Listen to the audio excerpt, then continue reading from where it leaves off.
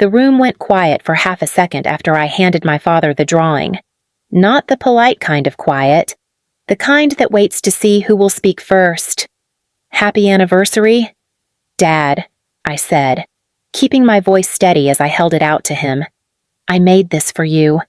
Grant Hale glanced at the charcoal sketch, then at the investors watching us.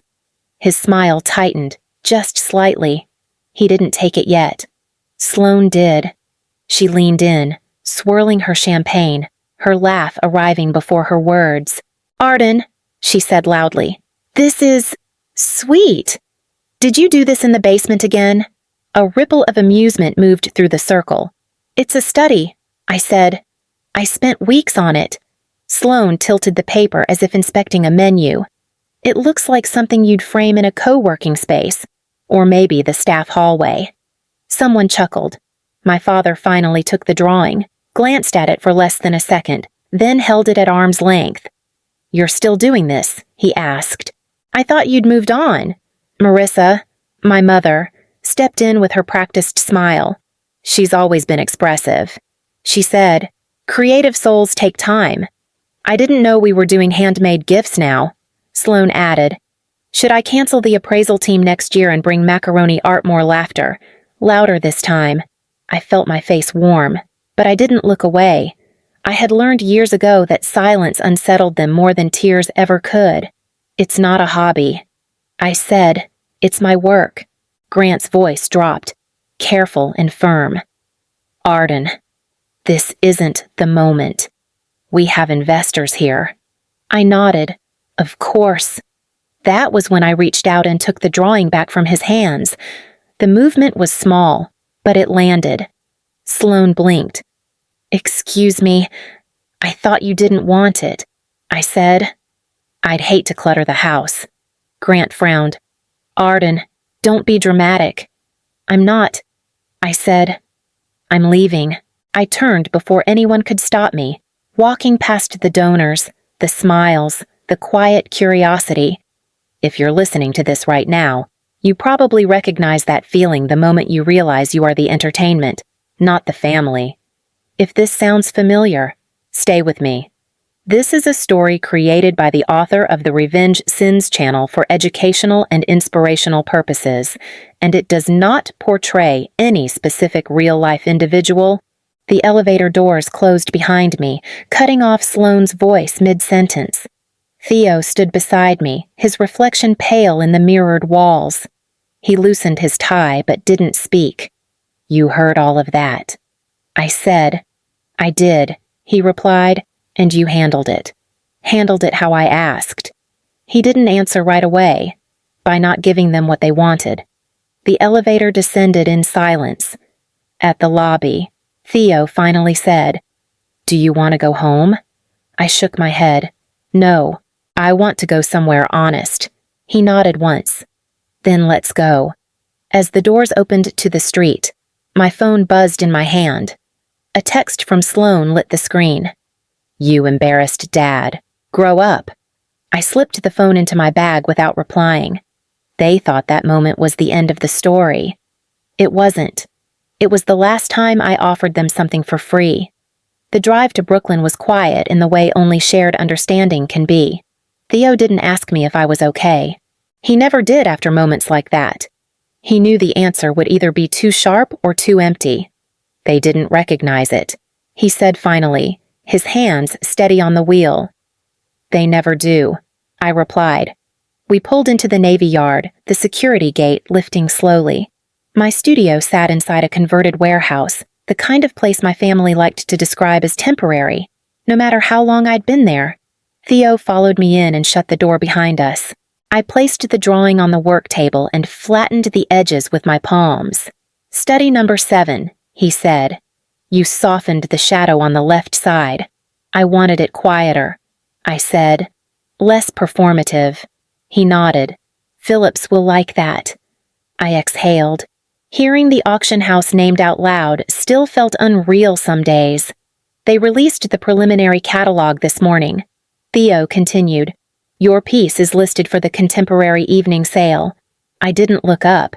"What's the estimate, $38,000 to $52,000? He said. Conservative. That's just the study. I said, I know. He replied, the series will land higher. I finally met his eyes. They laughed at it. They laughed at you, he corrected gently. Those aren't the same thing. I sat down and opened my laptop, clicking into a folder labeled with a name no one in my family had ever searched. Nightfall. Inside were contracts, invoices, licensing agreements, 5 years of work, 5 years of silence. Theo leaned against the counter. Do you want to tell me what you're thinking I was going to give them something tonight? I said. His expression tightened. What kind of something? A license? I said.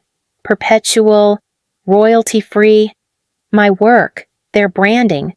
It would have saved Hale Cross hundreds of thousands in design and consulting fees. Theo didn't hide his reaction. That's not a gift. That's a rescue. I know. I said. I thought maybe if I could help them quietly, it would change how they saw me. And now I stared at the screen. Now I see it wouldn't have. I said. Theo stepped closer. They don't know who you are. No, I agreed. They only know who they need me to be. I closed the folder without opening the contract. The silence that followed wasn't heavy. It was clean. I reopened the folder an hour later. Theo was across the room, sorting frames, pretending not to watch me circle the same decision like a bruise I wasn't ready to press. The document sat there, unchanged, a clean licensing agreement, my name on every page. Their company name typed out carefully, as if respect could be built with formatting. You don't have to do this tonight, Theo said. I know, I replied. That's why I have to. I clicked it open. The terms were generous. Too generous. A perpetual license, unlimited use, no royalties, no credit required. I had written it that way because I told myself it wasn't about money. I told myself it was about peace. I could hear my father's voice in my head.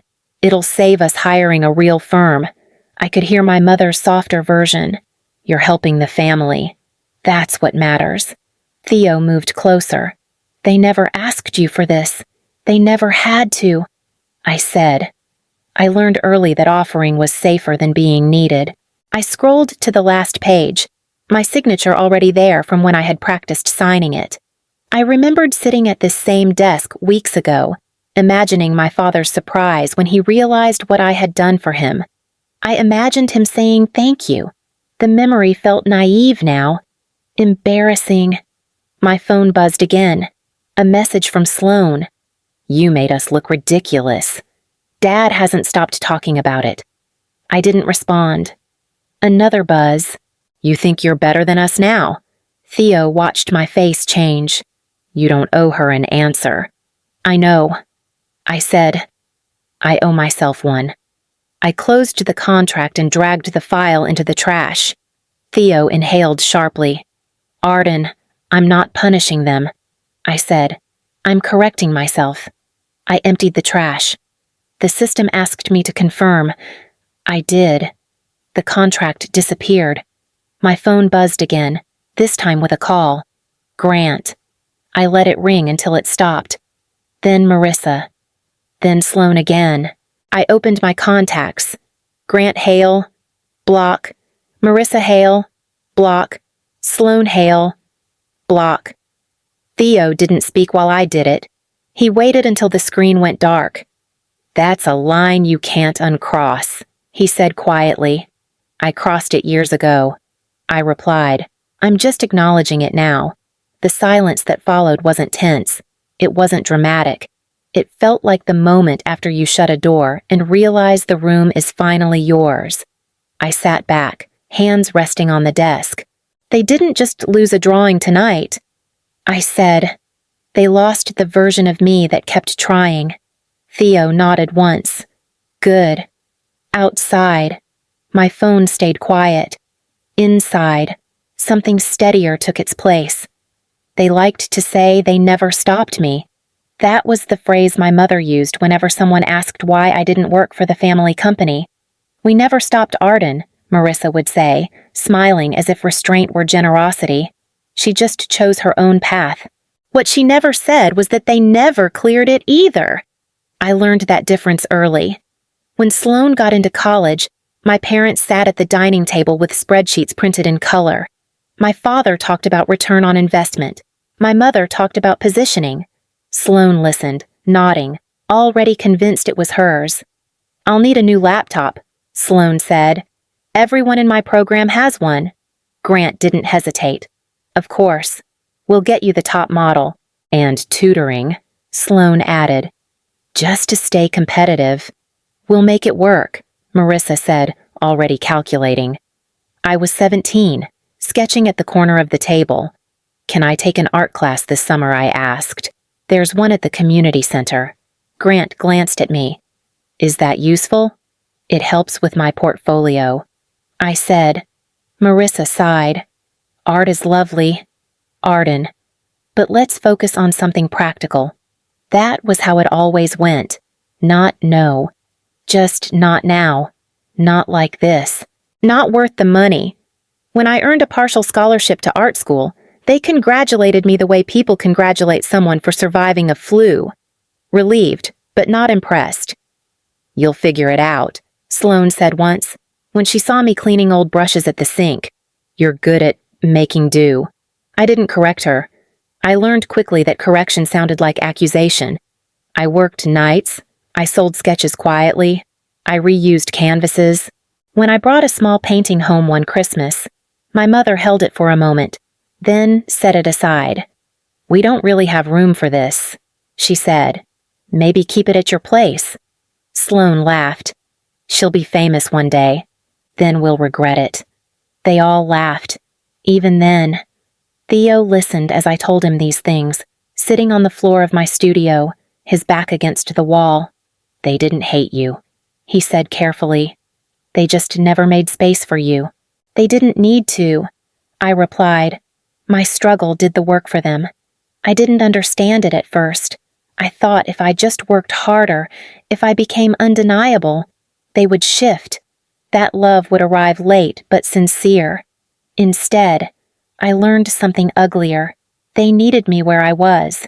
If I was the one scraping by, then Sloan was the success story. If I was uncertain, then their choices were justified. My smallness made their lives feel larger. That was the year Nightfall was born. After my first solo show, a basement gallery with folding chairs and cheap wine, I waited by the door for 4 hours. I had invited my family months in advance. I reminded them the week before, the day of. They never came. The next morning, I saw the photos online: steakhouse, candles, smiling faces, employee of the month. The caption read, "Congratulations, Sloan." I signed the next piece with a different name, not to hide, to separate. Nightfall was quieter, sharper. She didn't explain herself. She didn't wait. My family never looked for her. They were too busy needing me exactly where I was. I didn't see Sloan's post right away. Theo did. He was standing behind me, tablet in hand, his jaw tightening in a way I recognized. "Arden," he said, "you should look at this." I kept working. "If it's another message from her." "I'm not interested. It's not a message." He replied, "It's a performance." I turned. He angled the screen toward me. There it was. My drawing. Study number 7, propped against a half-eaten plate, the corner already curling. Sloane's voice played over the video, bright and amused. "When your unemployed sister tries to contribute," she said, laughing. "Support local artists, I guess." The caption was worse, a joke dressed up as generosity. Comments piling in from people who knew nothing and felt entitled to everything. She threw it away. I said quietly. Theo's voice stayed even. "She doesn't think it matters." I watched the view count climb. My name wasn't mentioned. My face wasn't visible. To her, it was safe.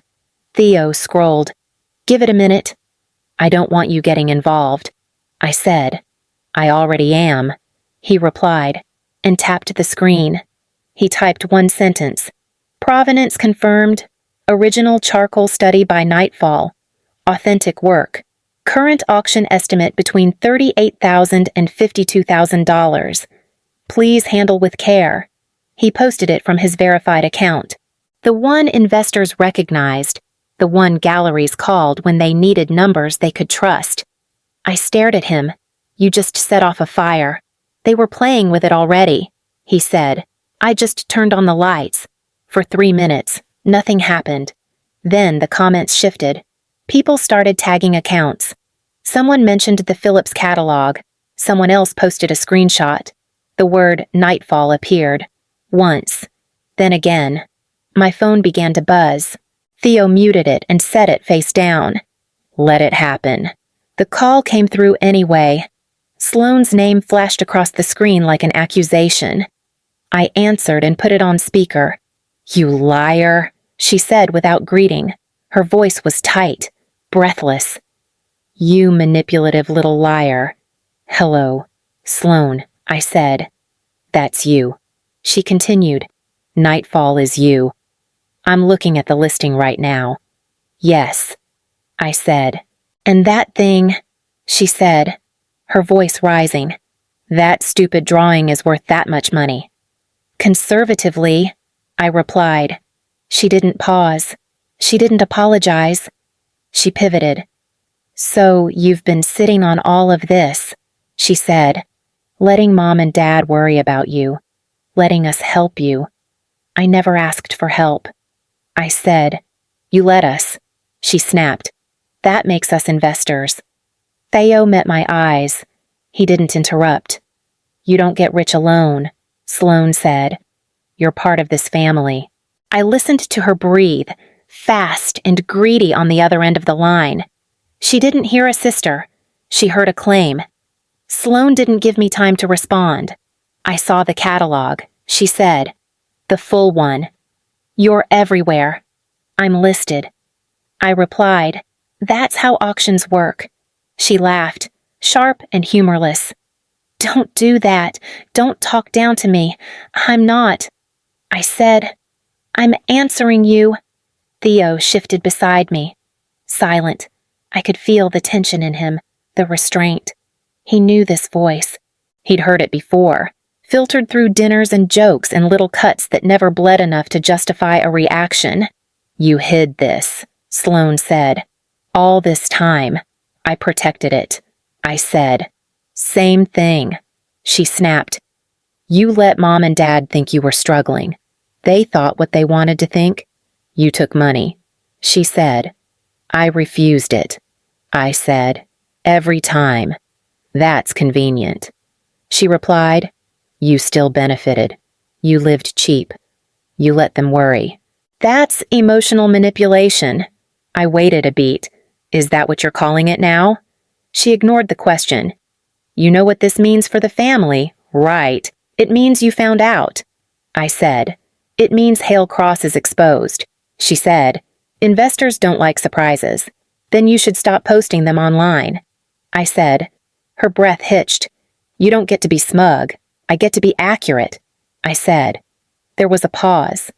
Then her tone changed, calculated, controlled. We need to talk about alignment, she said. Your work fits our rebrand perfectly. I'm not interested. You will be, she said. This isn't personal. This is business. Theo's jaw tightened. You want my work? I said. We want what's fair, she replied. You don't get rich alone. Arden, we supported you. You tolerated me. I said. There's a difference. She continued as if I hadn't spoken. You're going to sign over usage rights. We'll keep it clean. No press. No drama. And if I don't? Another pause. Longer this time. Then things get uncomfortable, she said. People start asking questions about your name, about why you hid it, about whether Nightfall is really as independent as she claims. Theo stepped forward. That's a threat. Sloane laughed. Who's that? My partner, I said. Oh, she replied. The guy with the verified account. That makes sense. Her voice hardened. You think you're protected now? I think I'm done. I said. No, she said quickly. You don't get to walk away. We built this family. We invested in you. You invested in your image. I said. I paid for mine. She exhaled, frustrated. You're being emotional. I smiled. You're being greedy. The word landed. You owe us, she said. You don't get to rewrite history. I'm not rewriting it, I said. I'm finally reading it clearly. Silence stretched between us. Then her voice returned, low and sharp. If you don't cooperate, she said, we'll make this messy. Theo didn't wait for me to respond. You're threatening to damage her career. I'm protecting the family, Sloane said. You're trying to take what isn't yours, he replied. She scoffed. We'll see. The call ended. Theo looked at me. She thinks this is a negotiation. I nodded. She thinks this is a family argument. And what is it he asked? I set my phone down on the table, face down, as if it were something alive that needed to be contained. It's a hostile takeover, I said, and for the first time that night, I felt calm. I didn't sleep. By morning, the calm I felt the night before had sharpened into focus. Theo handed me his phone. Hawthorne IP Group, he said. Senior partner. She can talk now. The woman on the screen didn't smile. Arden Hale, she said. Tell me exactly what's happening. I didn't mention birthdays or holidays. I didn't say sister or parents. I spoke the way my family taught me to speak when something mattered. My artwork has been used by Hale Cross Holdings for several years. I said, there was no contract, no payment, no transfer of rights. Did you authorize it verbally? She asked. No. Did you ever sign anything? No. She nodded once. Continue. They are now demanding usage rights and threatening reputational harm if I refuse. Who is making the demand? My sister, I said. She is an executive at the company. The lawyer's voice stayed even. This is not a family dispute. This is an intellectual property violation with coercion. Theo's hand found mine. Send me everything, the lawyer said. Logos, decks, emails. We did. An hour later. She called back.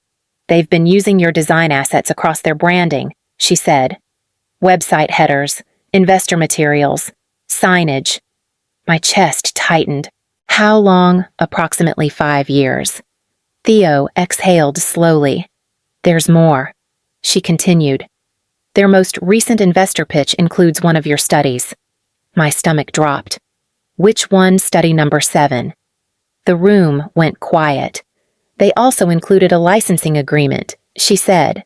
10-year commercial use. I didn't sign anything. I said, you didn't. She agreed, but your name appears on it. Theo stood. That's impossible. It's not, the lawyer said. The signature was pulled from a scanned internal document, likely an old non-disclosure agreement. I felt something cold settle in my chest. That's fraud. Yes, she said. And if that pitch was used to solicit funds, it escalates. Theo paced. Helios Capital is one of their targets. I know their managing partner. Then you should warn them, the lawyer said, immediately. She didn't raise her voice. She didn't need to.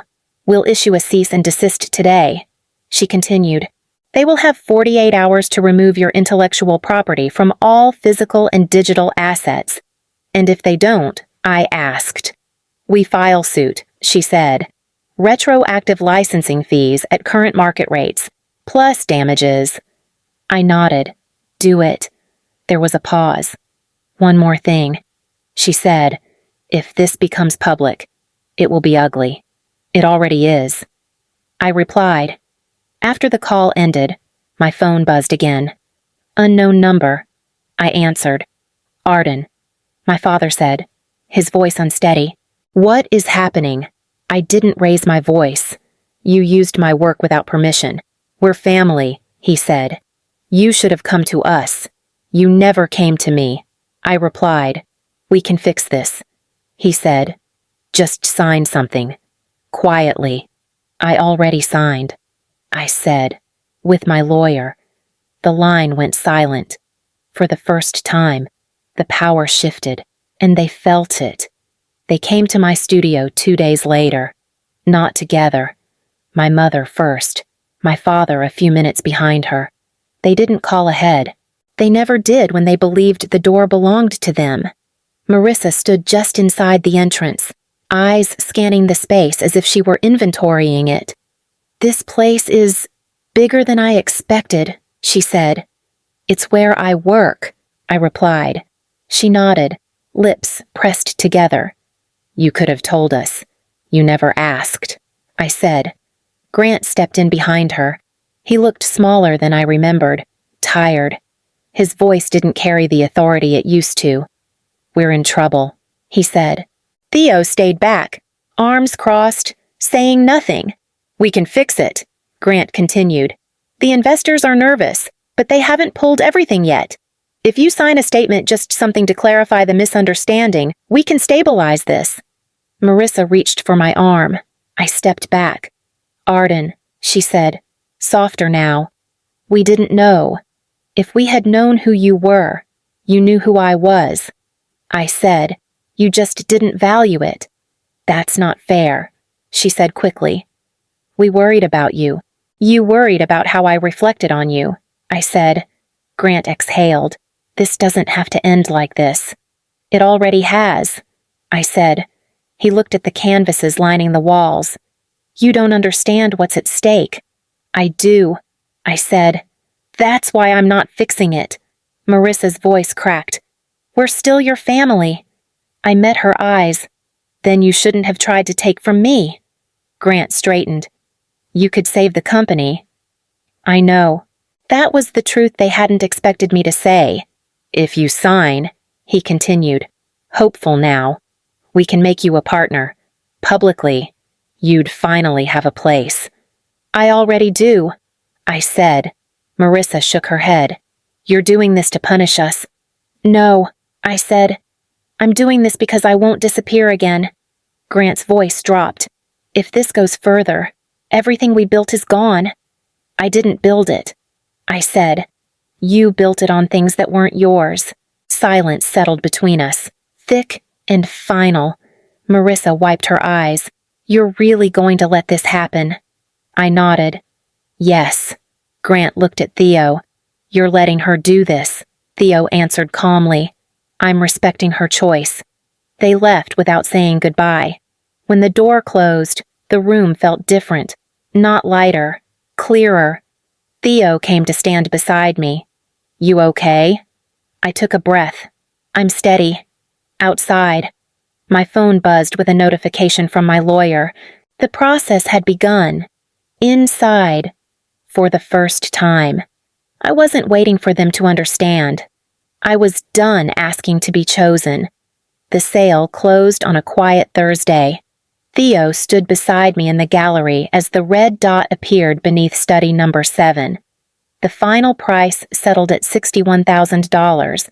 There was no applause, no announcement, just a small nod from the coordinator and a line added to the ledger. Congratulations, she said. Thank you, I replied. Outside, my phone vibrated once. A message from my lawyer. Bankruptcy proceedings filed. No further action required from you today. I put the phone away. Weeks later, I met with a young artist at my studio, someone recommended by a community program. She held her sketchbook the way I used to, tight, like it could be taken. Why are you doing this? She asked when I told her about the residency. Because someone should, I said. She nodded, not fully understanding yet, but grateful. That night, Theo watched as I signed a new canvas. I didn't hesitate. Arden Hale. No alias. No shield. You're sure he asked? I am, I said. I didn't win by watching my family fall. I won by choosing what I carried forward and what I left behind. If this story resonated with you, if you've ever been overlooked, minimized, or asked to stay small so others could feel big. You're not alone. Share it with someone who needs that reminder. Sometimes the quiet choices leave the deepest marks. I cleaned my brushes, turned off the lights, and locked the door. What I kept was mine.